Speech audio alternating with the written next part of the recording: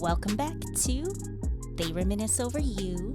I'm Christina. And I'm Miguel. On this episode, we're going to be talking about a singer, songwriter, producer, DJ, actress, doula, the first lady of Neo Soul, And seller of goods such as Badu's pussy incense.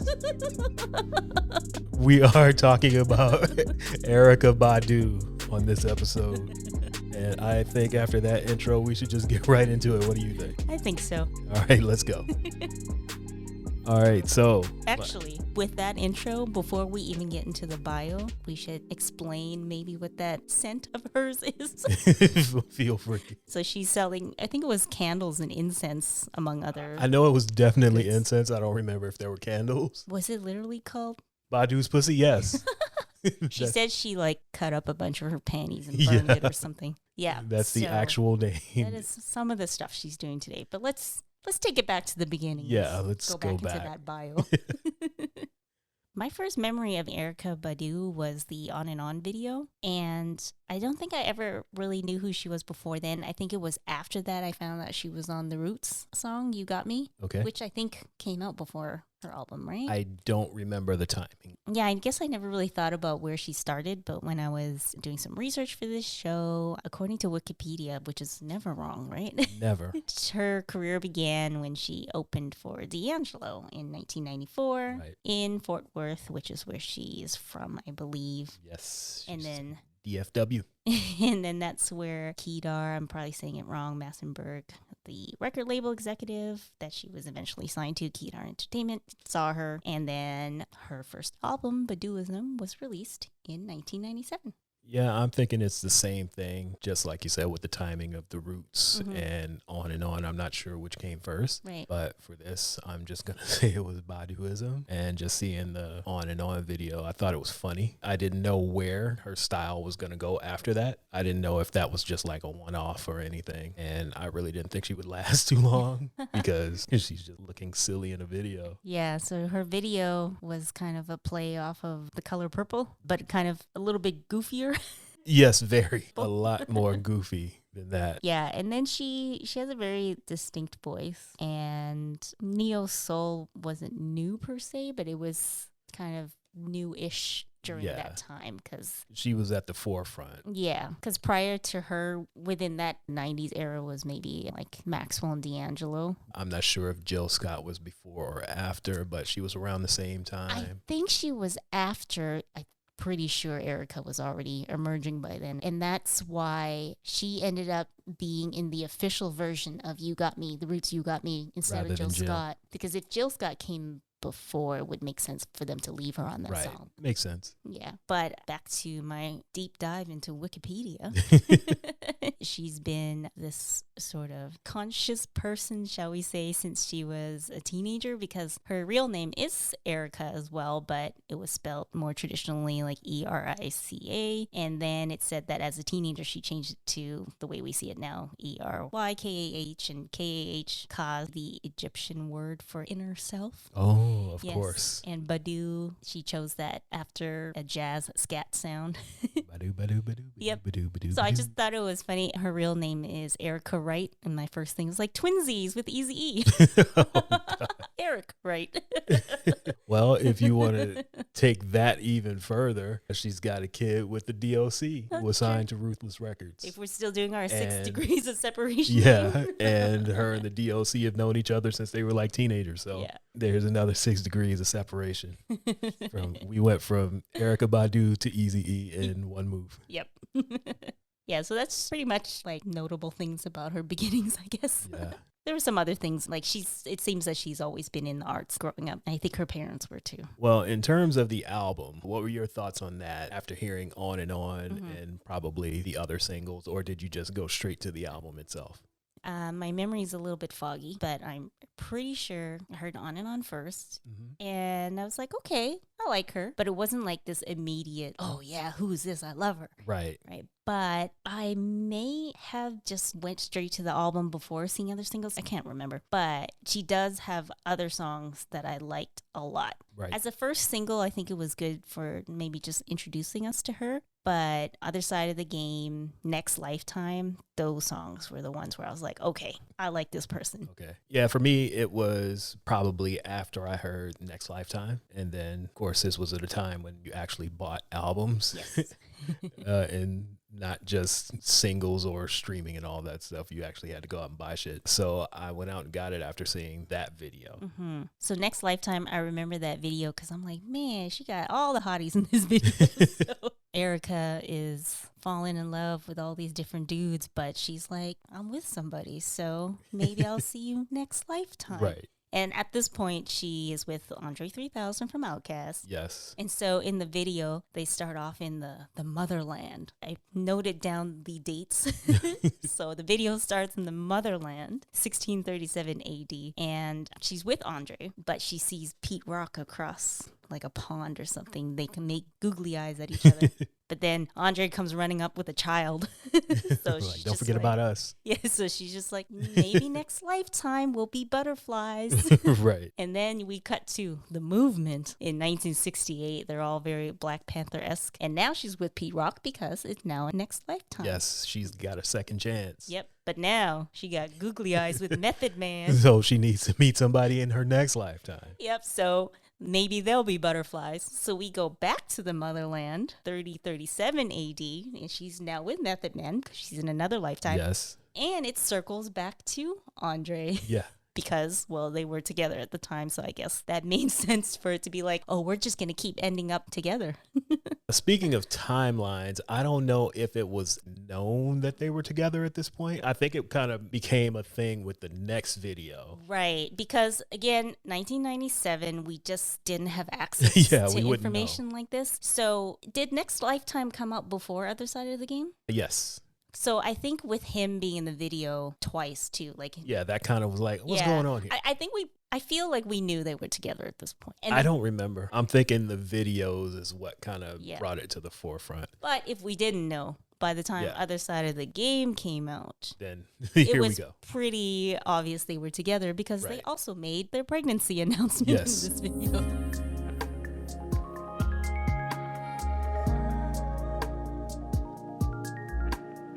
This video, I always found it funny how she said he had a complex occupation. Yes, without going into detail. But we see what his complex occupation is probably since he's paying off cops and such in the video. Yes. But did you notice, I think it seemed like it was one of those like one-shot videos where they just one take, because all they were doing was just following them around the room doing different things. You know what? I didn't watch it while looking up different things. I only listened to stuff, which I need to start doing since we reference all these things all the time. But I didn't watch the video. I kind of noticed it halfway through and I meant to go back, but I'm pretty sure it's one of those one takes because it starts with them like getting out of bed and then they follow her. Remember. Like, going to the bathroom and then they cut back to him, like putting his shirt on or whatever. And they're just kind of like following them around the room. So I'm pretty sure it's a one-shot video. And the pregnancy announcement, you see like a tiny bump, but she was very thin in this video. So it would. So that bump could be like a large lunch. But for Erykah Badu, it's like, oh, she must be pregnant, right? And then he kneels down. He puts his head on her tummy and you can hear a heartbeat. So surprise, she's pregnant. Yes, with 7. Her first child and his first child. Yep. His only child, right? As far as I know, I can't confirm it, but I've seen random tweets saying that he has a second. Okay. But nothing has ever been confirmed. His only confirmed child. Yeah, his only confirmed and child. her oldest. As I always tell you, not only should you start watching videos, these YouTube comments are wild. Okay. People are comments on the internet are generally strange. They're terrible. But YouTube is like this whole other level. Like it's so, I don't even know how to describe it. People put all their business out there, first of all. I can't remember. I may have mentioned this before. Yeah, I think I said it when we were talking about Outkast. The internet comments on any site is just a strange place, and that's why they're disabled in most places.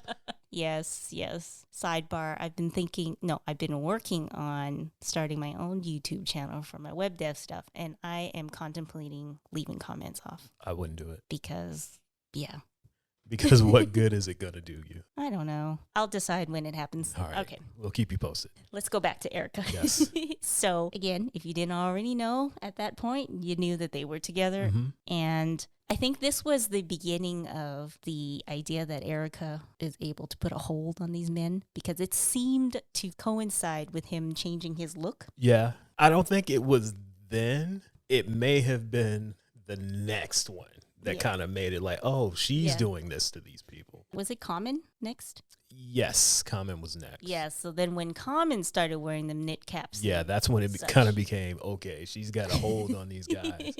And I wonder what it could be. Is it the incense? Maybe. Maybe. We'll never know, I guess. No, we won't. So I found this to be a strong debut album. It actually doesn't sound like a first album in the sense that it's very confident and put together. Right. Like it sounds like she has experience. Yeah. And I think it has to do with the way that they make the albums because she pretty much works with the same people on all of her stuff. So you had like Questlove, James Poyser, Jay Dilla, Kareem Riggins, just a whole bunch of people that work on her stuff with her. They come from backgrounds where they're all in bands, basically. Mm-hmm. So a lot of the stuff that they were working on was basically freestyled, and they would just jam out and record everything that they were working on. And the best stuff came out of it, and they just kept it and put them out as songs. Because one of her better known songs that we're going to talk about later, Tyrone, is basically a freestyle. Yeah. So that's how they worked, and greatness came out of it. Right. What is your favorite song on this album? My favorite song, so it was a hard choice between Other Side of the Game and Next Lifetime. Okay.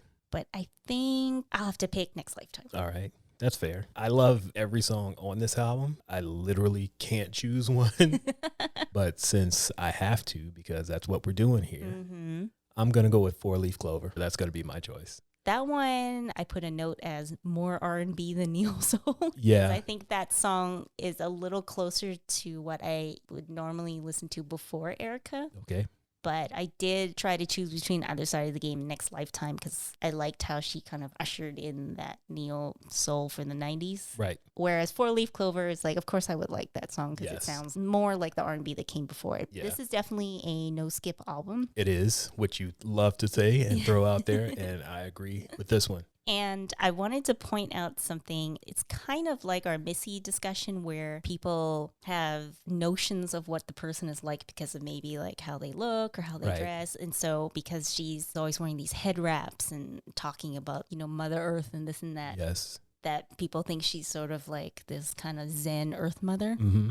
But on and on, you know, she's singing with her little neo soul type ways. But then she's like, God damn it, I'm going to sing my song. Yeah. And so her throwing in those little things is letting you know that, yeah, she may be all vegan and Mother Earth, but she'll fight. Because she's from Dallas. Yes. That's why. And sidebar, there was an Instagram post that, I just forget his name. The rapper that got me kicked in the back of the head. Oh, Jay Electronica? Jay Electronica. He posted a picture on his Instagram of the two of them together and said something like, this is the day she stabbed me with a butcher knife or something like that. And her response in his comments was, ha, ha, ha, ha, ha, ha, ha, ha. Either she stabbed him or she hit him with her car. Something violent. It could have been both. She could have stabbed him, then ran him over. Another sidebar, the reason why he got me kicked in the back of the head is we were at a concert and he was telling people to come up on stage and this guy literally climbed over me to get to the stage. He climbed over a 5-foot woman to get to the stage. And then I got a foot to the back of the head. Never mind that he had already come out into the crowd and was performing literally shoulder to shoulder with us. This dude still had to climb over. Yes. Just to get on stage and be a group. So that's the sidebar to the sidebar. Yeah. And since we're talking about her being kind of aggressive with people at times, Azalea Banks mentioned something about her on Twitter. I don't remember what she said, but she kind of took a shot at Erykah. Okay. Erykah responded. Azalea Banks said something about else, and then Erykah turned her location on Twitter that. to say, hey, I'm in Brooklyn too, so if you want to do something, we can do it. Yeah, I remember that now. She turned her location on. And then responded, was like, just so you know, we're in the same city, so if you want to do something, we can do it. And Azalea, Temecula. yeah, basically. And she kind of backed down after that too. Yeah, I forgot at first when you said it because Azalea is always getting into it with somebody. But so. that one, she's like, all right, you got this one, Erykah. I'm going to take this L and back off. Yeah, even her bio says something like, if you see me in a fight with a bear, help the bear pour honey on me. Yeah. So just to let you know, she ain't all about shea butter and natural hair and Not all at that all. stuff. She'll take those earrings off and smack you against the face. Mm-hmm.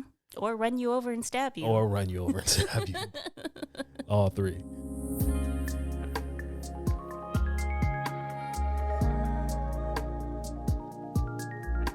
So we've talked about our favorite songs on this album. She then followed it up with a live version of it, which was a couple months later after the original album came out. And that's where we get the song that I mentioned earlier, Tyrone, which is a classic song. Because who starts off a song like that?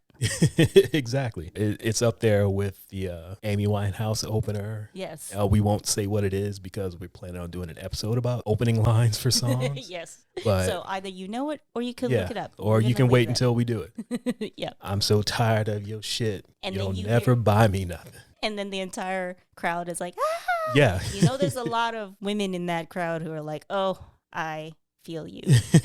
Especially with this being a live version of her first and only album. Yeah. These people didn't know this song. They did not. And we were just getting to know her. She had right. one album. Yeah. Which I thought it was interesting. I'm like, wow, she has one album and she's already releasing a live album.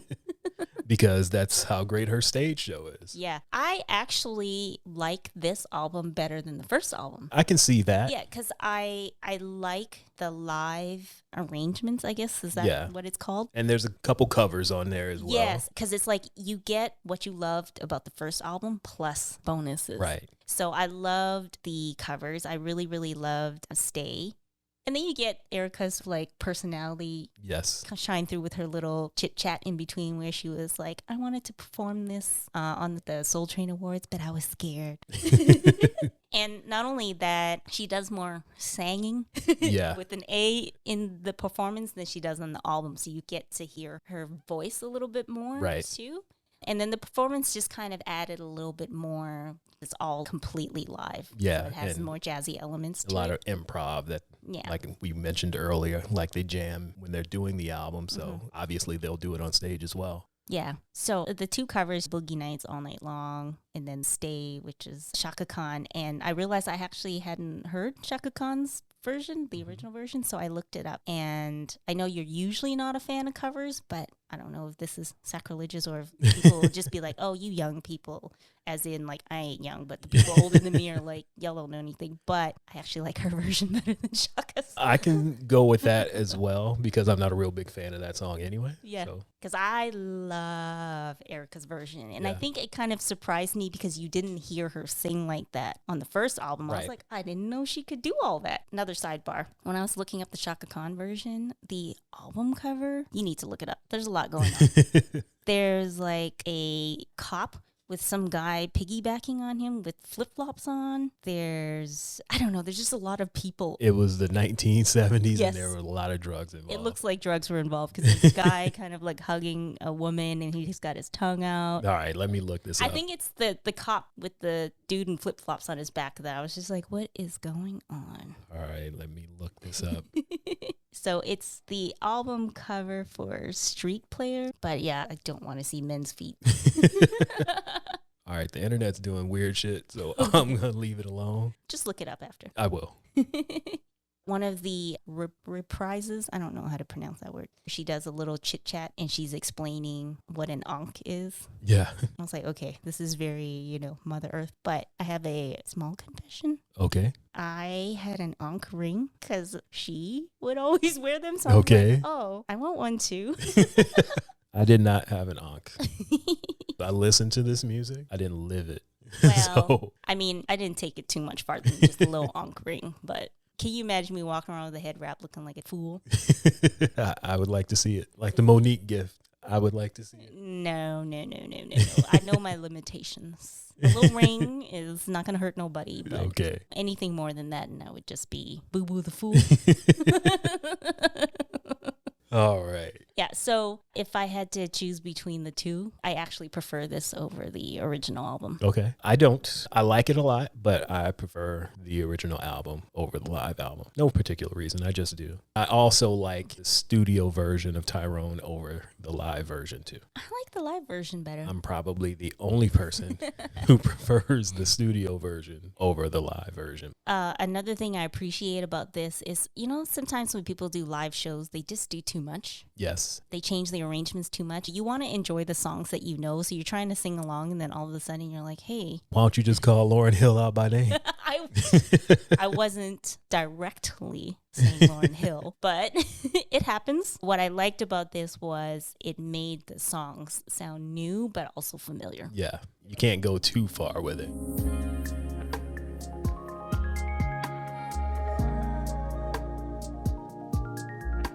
All right, so next up we have the Mama's Gun album. She took some time off to raise her baby and came back a couple years later with Mama's Gun. Same production crew in tow, and they put together another great album. In terms of this one, my favorite song on this is Green Eyes. Okay. It's like 20 different songs in one, and it's got that Boardwalk Empire ass intro.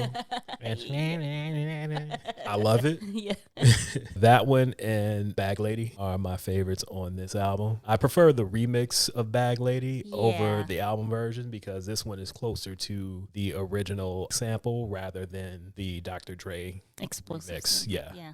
I think that was the reason why I didn't choose Bag Lady on this album, because I think it was one of those situations where you're like, that's not the song I thought I was going to hear. You got tricked. I got tricked. The album version is not bad at all. No, it isn't. I do like the album version, but I was just like, that's not the one. What song is this? That's not what they've been playing on the radio. Exactly. So I think I was a little bit miffed because of that. But I really liked Didn't You Know? Yeah, that's another good one. I didn't like this album as much as the first one, but overall, I still think it's a great album. I actually put down that it's coffee shop music, and I don't mean this in a bad way. Okay, explain. It just kind of feels like a nice, chill vibe. Like you could study to it. You can, work. Back when I got to go outside, sitting in a coffee shop, and you're doing your work. And okay. It just has that nice background music. Okay. Not in like a doctor's office kind of way, right, where you're just like, okay, this is just stock music. Yeah. It's still good music, but it's definitely something that I'm going to put into my background while I'm working music rotation. Okay. Sometimes like I want to listen to music, but I don't want to listen to anything in particular. Yeah. And I need to throw something on. This would be perfect. Yeah. Okay. I'm not going to say it's coffee shop music, but at the same time, it's not my favorite album of hers. But I do like it a lot, though. I didn't listen to it nearly as much as the first album, but I really like it. Yeah, I didn't listen to it much at all either. And I think this re-listen made me discover, like, hey, I liked this better than what I remembered. Yeah. So I will probably listen to it more now. But before it was just like, if I want to listen to Erykah, I'd go straight to one of the Baduisms. That's the case with me too, because with this one and all the ones after it, I didn't listen to it nearly as much as Baduism. Yeah. I don't know why that is, because I actually like them all. Yeah. But that's the one that I just go back to all the time. And I should listen to the other ones more, because just this week I realized how much I liked another one, but I'm not going to say which one it is right now. Okay. I'm going to save it for my recommendation at the end. All right. But yeah, I need to listen to more Erykah. All right, so the next one is Worldwide Underground, released in 2003. Oh, wait, actually, before we get into this one, remember I told you I saw some random dude on Twitter recommend Mama's Gun? Yes. A thing to listen to if you've never heard of Erykah Badu before, and I thought that was such a strange recommendation. Yeah, you shouldn't jump to that one without going to the first two. That doesn't make any sense. Yeah, at least one of the first two. Yeah. As much as I like the live, in theory, it's just a live album. You could skip it. But, like, why would you go straight to Mama's Gun? I don't know. Anyways, all right, back to Worldwide Underground, 2003. So this one, I mean, all her albums have that usual, the neo soul sound, but I found that this album has a bit more hip hop undertones. The previous one was a little more jazzy and funk. You could see it in the samples that she uses, or using a lot of hip hop songs, and then the features that she has. I mean, she has a song with Dead Prez. You can't really get more hip hop than Dead Prez. I wouldn't call it hip hop at all. No, it's not a hip hop album. You just feel the undertones. Yeah. And if you listen to hip hop, you'll be familiar with the samples. Yeah. Or, like I said, an undertone. You can tell she listens to hip hop. Yes. Probably my favorite song on this one is Woo. Okay. Either that or the Love of My Life remix, just because it has Queen Latifah on it. Right. Randomly has Bahamadia on it. And they got Angie Stone rapping on it. I was just about to say that. Because a lot of people don't realize that she started off as a rapper and not a singer, as Angie B. So she just had to let people know she still had it a little bit. It wasn't the greatest rap in the world, and you can tell that she came of age rapping in the late 70s, early 80s. Mm-hmm. See, the same thing happened to me with this song as Bag Lady, because I heard the Love of My Life with Common from the Brown Sugar soundtrack first. So when I heard this, it was like, what Love of My Life is this? I thought it was going to be the same song, but with Queen Latifah and Snow Bahamadia, not basically a different song. I really didn't like the Common version at all. I don't know why, but I preferred this one over that. This one is pretty good too, though. And another Dre used sample, the Keep the Heads Ringing sample. Yeah. That's what I mean by it's kind of like, even if it's not hip hop, because you hear those samples, you're like, oh, Dr. Dre. Yeah. Keep the heads ringing. I like Danger. I like that one too, because it kind of goes into what we were saying earlier. A, it's a callback to Other Side of the Game. And B, what she's talking about in the song is what a drug dealer's girlfriend would be talking about. The complex occupations. Yeah. So instead of kind of tiptoeing around it, she's talking about what she's carrying in her trunk and the Glock that she has and how she's going to set the block on fire and all sorts of stuff. Just letting you know that, hey, I'm Erykah Wright from Dallas. Yeah. Not necessarily Erykah Badu from Mars. Just in case you forgot, I can still get into these streets too. I think because I'm such a non-confrontational person that I am drawn to these type of women who would do things that I would never do. And I'm just like, yeah. So if she were to get into a fight, you would be standing behind her, pumping your finger at whoever she's fighting? Okay. Get her, Jade. Oh, man. Yeah, I have, knock on wood, never got into a fight because I am fairly certain I cannot fight. Oh, man. My little boxing workout classes isn't going to work in real life. That's just for exercise. All right. If you say so. So it's going to have to be you. Thanks. Yes. So I liked this album, but not as much as previous ones. Yeah, too. Same. I don't listen to it as much as the first one. But again, these are things that I should be listening to more.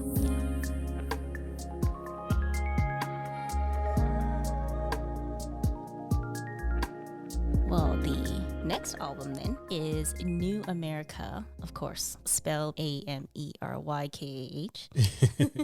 2008. She took a longer break between this one and the last album. Yeah. 5 years. Again, produced by the same cast of characters as the other ones, except they threw Mad Lib into the mix. And he kind of gave it a different feel on the couple of songs that he did. And the whole album itself is really different than anything she had done up to this point. It felt a little bit more like electronic funk, if that makes any sense. Kind of like George Clinton. Yes. And the Funkadelics, like that kind of sound. Well, this is going to be something that goes back to one of our previous episodes when we did Outcast and Speakerboxx Love Below album. I'm probably going to get people mad at me for saying this, but this album is probably what Andre was trying to accomplish when he was trying to be different and experimental. And if this had been the Love Below album, it would have been received a lot better. And it's hard for me to say that because the album sold 10 million copies.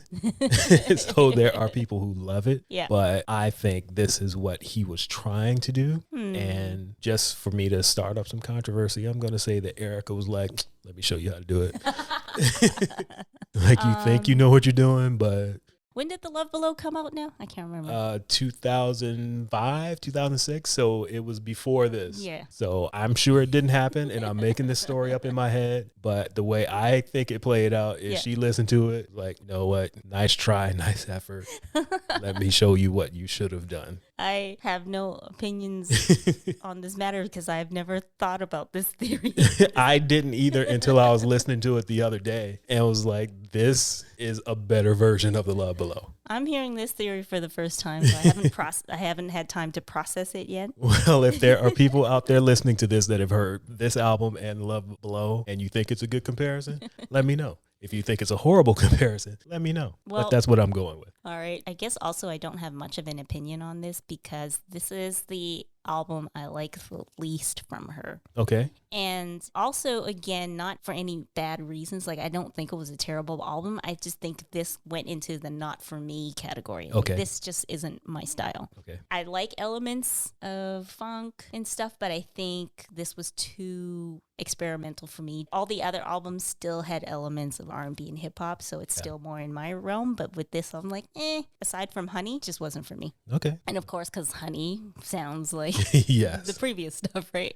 So and did you notice that it was all the way at the end? Yes, she's like, all right, I'll give you one. I will make it a single as well because I need something to sell and put on the charts, I guess. Yes, to lure people in to listen to the rest of it. Yeah, because you hear Honey and then you hear the rest of the album, it's like, what? Yeah, it's like, this doesn't fit. Not at all. I like the video for Honey as well. And since you don't watch videos before we do episodes. I do remember this video because that's when they kind of just broke down in the middle and she started rapping out of nowhere. Is that the video?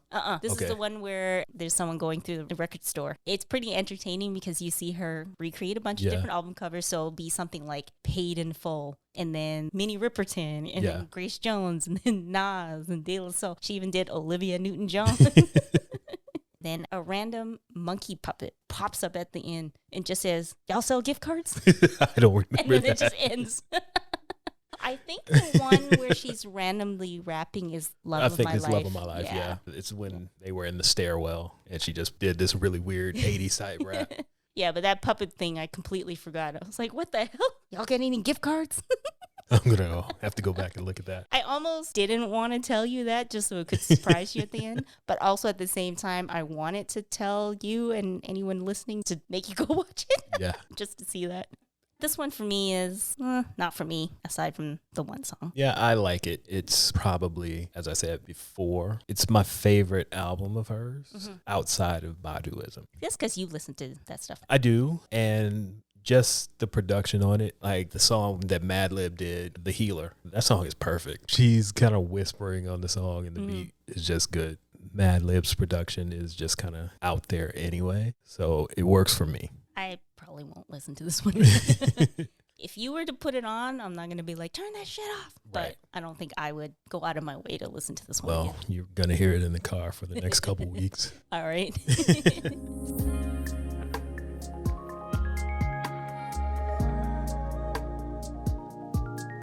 So then next we get New America Part 2. Part 2. Return of the Ankh. Of course. 2010. So this one is more up my alley than Part 1 because she kind of brings it back to more leaning towards R&B and hip-hop again. It's still, of course, her own neo-soul funk sound, but again, the leanings are more R&B and hip-hop again. I feel like this album is similar to Mama's Gun, and her song Fall in Love, Your Funeral. To me, I think at this point, she knows what everyone says about her being a man trap.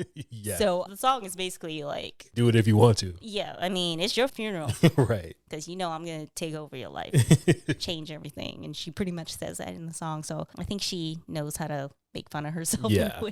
My favorite song on this album is actually Window Seat, which also landed her into some legal troubles. It only landed her in legal troubles because of the snitch. Like, she would have gotten away with it if this one woman wouldn't have been like, I know who did it. It was Erykah Badu. So that's why she got arrested. If you haven't seen the video, basically it is a one-take video where they follow her walking down the street in Dallas, and she is Asshole naked. Yes, she stripped down, ass naked, like completely, one piece at a time, and she's just walking down the street. And because there's no permits or anything, all the people on the street have no idea what's going on. And I don't even think that like she's immediately recognizable as Erykah, because she's not wearing any makeup. She just has sweats on, and she's got her hair in a stocking cap. Right. And when she first gets out of the car and she takes off her jacket, throws it on the ground, she takes off her shoes, throws it on the ground, there's this one guy, I mean, there's a bunch of people looking at her, but there's this one guy who just stops, and he's just like, should I help her or something? You can see him like trying to decide. So he stands there and stares at her for a bit. And then you see him picking up the articles of clothing and starting to run after her. And as she's removing more pieces of clothing, he just stops again. And you can see other people talking to him. And he's just like, I guess I don't need to return this to her, because they're obviously doing something. Because he stops chasing her after that. So she just strips down piece by piece, completely naked. And then they feign a shooting. And she drops to the ground at the same spot where JFK was assassinated. I'm going to have to watch this video again just to see if I can find the snid. You know what? I did not even look for that. Because there's one person who agreed to say, I saw the whole thing. Yeah. So her reasoning for this was she was trying to make some commentary against groupthink. This is the kind of art that goes above me, because I'm like, sure, you say so, Erykah. Yeah. I really like the song. I don't really get the video, but if she was trying to do something, I guess. There was a point to it somehow. Yeah. So she ended up pleading not guilty to a disorderly conduct charge, even though, as one news article pointed out, that like there's a whole video. Yeah, it's like, we know you did it. Yeah, we seen the video. But she got off with a $500 ticket, 6 months probation. Oh, Erykah. And she was like, well, people are talking about it though, right? Hey, that's some good publicity for $500. Yeah, she said on Twitter something like they shot it in one take and then ran like hell. Yeah, I believe it. You would have to. Yep. Well, she may have ran away, but that snitch still recognized her. Yeah. It was Erykah Badu. I seen the whole thing. But I like the song. Yeah, I like it too. The one I like the most is Turn Me Away. The, what's her name? Sylvia Striplin. It's the song that Junior Mafia sampled for Get Money. I really like that one. Mm-hmm. And You Loving Me, because it's funny. And it's another one of those, we just gonna freestyle it and record it. Because some of the stuff she's singing is like, I'm drinking your gin, spinning your ends and fucking your friends. And then gets to the end, is like, that was horrible, wasn't it? And they just laugh. Yeah. Well, as you know, I've been singing the same little, probably a freestyle too, for the last couple days. It's from the first album with the, you gotta pick your Afro daddy. Yes. Because it's flat on one side. And there's like, you promised you'd take me to see Wu-Tang, baby. She just saying whatever and singing it, obviously, a lot better than me. Yeah, I would like to see what stuff they have in the vaults that didn't get released, because I know there's some foolishness in there. Got to be. If you come up with that, Tyrone, and I'm fucking your friends, drinking your gin and spinning your ends, what do they have in the vault? That's what I need to hear. A lot. Well, that was the last of her full-length albums. Do you have anything to say about that before we move on? Not really. Everything that I wanted to say has been said so far. So no, I've got nothing else. Yeah.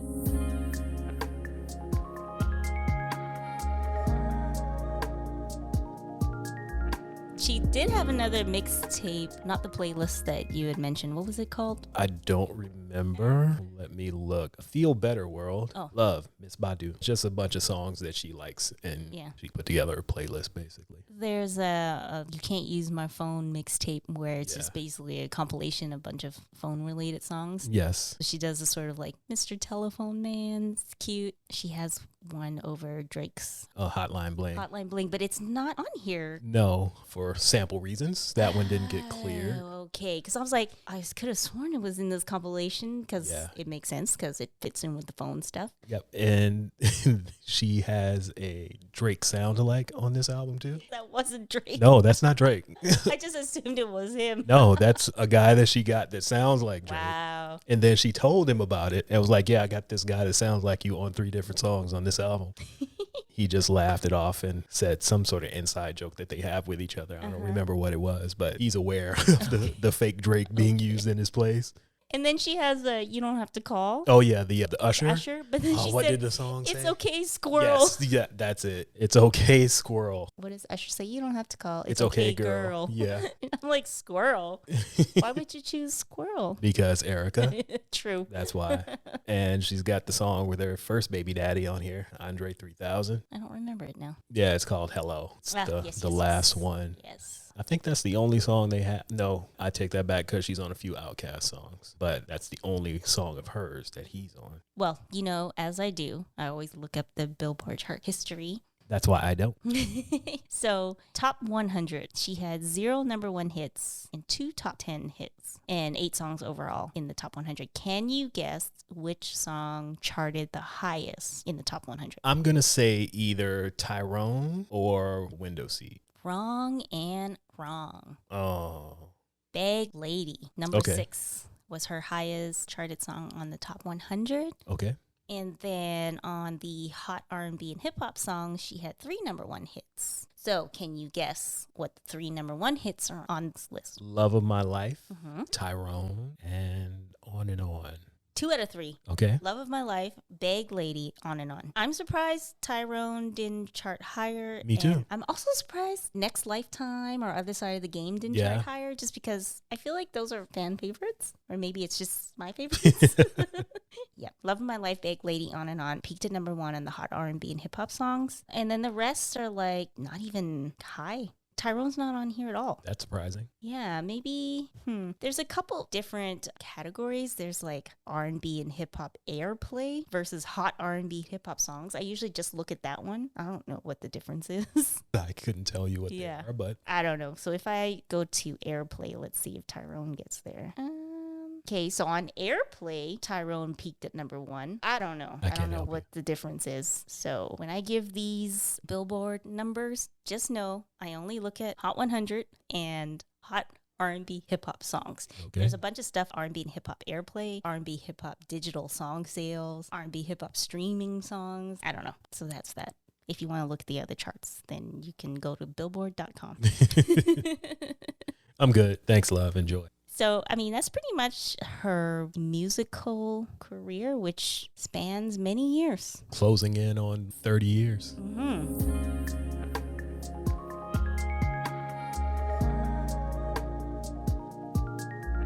And now her daughter is singing and stuff too. Yeah. Speaking of her kids, I was looking at some pictures and I came to the conclusion that the DLC got weak genes because Andre's kid and Jay Electronica's kids, they look a lot like their daddies. But her kid with the DLC looks just like her, which is her daughter that sings with her as well. And she has a really nice voice, but she looks just like Erykah. She does. I don't think I've seen the kids with their fathers other than Andre and Seven. You can see her mannerisms in him. Right. They all look like both of them, but her kid with the DLC looks a lot more like her.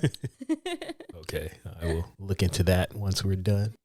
Do you have any idea what she's working on now? No. I think she seems like she's just mostly like touring and stuff. I mean, pre-pandemic. That seemed to be her focus, was performing. I read that stuff. Since her first album, she has toured 8 months of the year every year. Wow. Until 2020. Because I know when all these lockdowns started, that's when she was also trying to do all the streaming from home because she had talked about how touring and performing has been such a big part of her career. So, because she hasn't really had any new music, but when you're touring 8 months out of the year, do you really need to? Music. And usually, unless you have, what is it called? Like the rights to, what is it called? Just ownership and stuff. Most artists don't, contrary to what Taylor Swift has you believe. Like, it's pretty standard that most artists don't own the rights. there's a word I'm looking for. But anyway, so most artists make money through touring Yeah. and performing. I'm not sure what her ownership level is with in terms of her music, but maybe like I she said, just likes touring. that's where the money is. Even if you do own the music, Yeah. you're still going to make the money touring. And you see that she's a natural performer. Yeah. So I would imagine that she just enjoys it as well. I didn't watch all of it, but one of the concerts she did at the beginning of the pandemic, basically she set up in different rooms in her house and outside, and every room that you went into was completely different with new band members, and the layout was completely different. And she would perform a couple songs here and then bounce over to the next room, and it looks completely different there. So it was an interesting experience. It was still early, so people weren't really willing to pay for stuff like that. But now that it's been over a year, and even though it's loosening up in the US, here in Canada, we're still locked down. Mm-hmm. We only got our first shots. I will willingly give Erykah Badu $25 to check her out. Because we can't go outside. Right. Because we've been in lockdown since December of last year. Mine is like a week. And this is the last week of May as we're recording this. So, all those people are like, ooh, I'm going to move to Canada. We fuck up here too. Yes. To put it mildly. But yeah, back to Erykah. I enjoy watching her gardening videos with her kids as well. Those are entertaining. I did stumble upon a clip of her in the movie What Women Want. She's playing a fortune teller. That fits. She's serving some tea as she's reading a fortune. And she said that there was weed in it, some tea, some crack. And something else. And then she kind of looked and was like, I'm just playing about the crack. But the look was like, she's not playing about the crack. I think I might want to check this movie out. And if she is playing about the crack, there's still weed in it. Yes, among other things. There was quite a list. Okay. I just remember the weed and the crack. She's done a few movies here and there. Yeah. But I remember her from the Cider House Rules for some reason. And I don't know why I've seen that movie so many times, but I have. Was it your cruise ship days? I would assume so, because I have no other reason to be watching the Cider House Rules. I have never watched that movie. I've heard of it. I think Jake Gyllenhaal. I could be wrong. I usually or Tobey Maguire. One of those guys who looks like Tobey Maguire or Jake Gyllenhaal. It could be both of them. I don't know. I don't remember. I just remember that she was in it. But yeah, she's done a little bit of acting. So if you're entertained by that kind of stuff, look it up. If you really want to be entertained, look up some of her interviews because they're always hilarious. She was on Everyday Struggle on Complex, and basically for an hour and a half, she kept telling DJ Academics he looked like Jerry from Tom and Jerry, but not telling him that he was looking like Jerry. Well, the thing is, she was pretending to be serious the whole time. Yeah. Like, you look familiar. I know you from you somewhere. Look like she would keep saying that throughout the interview. Yeah, and then finally at the end, she's like, "You look like that mouse," and he's looking at her like, "Excuse me." So for some entertainment, look up some Erykah Badu interviews. Basically trolled this man for an hour. Yes, she's hilarious. So now every time DJ Academics gets roasted on Twitter, which is pretty often, people always got to pull up the side by side with him and Jerry.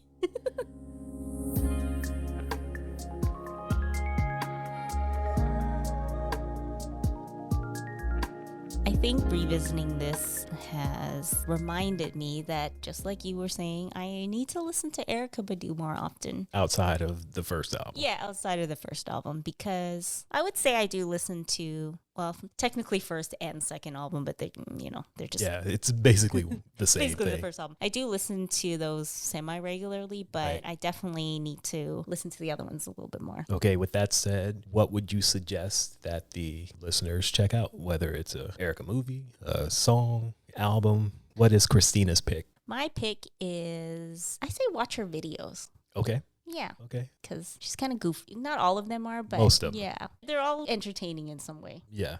Okay. I'm going to say the New America Part 1 album. The one that you thought was a little too far left. The one that I'll probably never listen to again. Probably won't listen to again. I suggest people go listen to that one and give it a chance because it's not that bad. It's actually a pretty good album. Yeah, I would not disagree with that recommendation. It just isn't for me. Yes. And there are terrible albums where I'm like, no. Yeah. But this is not a terrible album. It's just not for me.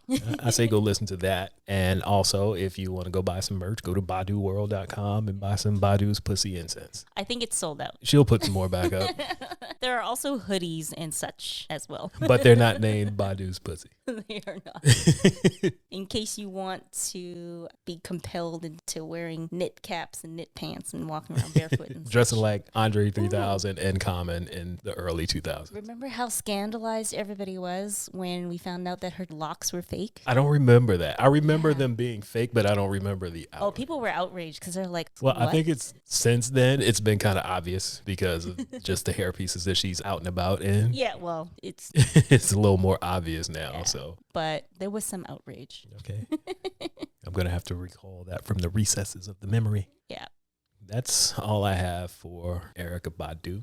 Brush off your Ankh jewelry. Yes. Listen to some Throw on some head Badu-isms wraps or whatnot. Drink some Light tea. some incense that may or may not smell like her lady purse.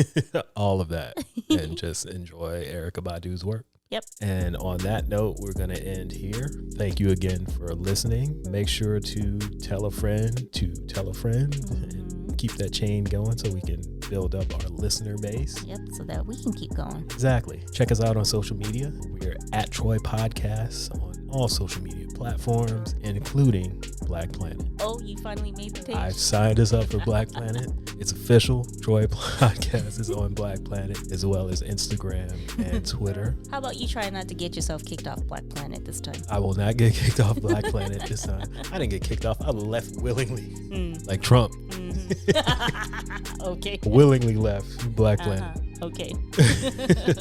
Also, if you would like to hear an Erykah Badu playlist that we put together, just search the title of this episode or at Troy Podcast on Spotify, and you'll be able to hear that as well. You can check out our YouTube page and our website if you're so inclined to do so. The website doesn't have much on it right now, but Christina's working on it. We're working on it. There's some things that are going to be coming soon. It's going to be really exciting. So just going to take a little bit of time. Just a little bit of time, but that's okay. That's pretty much it. We'll be seeing you 2 weeks from now. See you in 2 weeks. Bye.